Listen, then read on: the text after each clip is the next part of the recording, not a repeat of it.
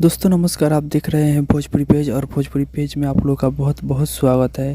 दोस्तों भोजपुरी के दबंग सुपरस्टार खेसारी लाल यादव का आज सुबह सुबह सारेगामा हम भोजपुरी के चैनल से एक गाने को रिलीज किया गया है, जिस गाने का नाम है चलो बुलावा आया है।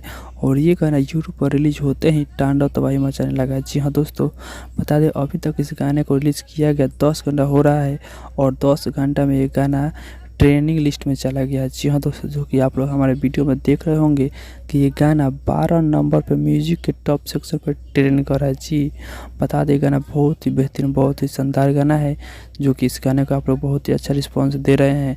और ये गाना अभी 12 नंबर पर ट्रेंड कर रहा है। गाने को प्यारे लाल यादव जी लिखे हैं और म्यूजिक बनाए हैं कृष्णा बेदर्जी जी। खेसारी लाल यादव गाए हैं, बहुत बेहतरीन गाना है।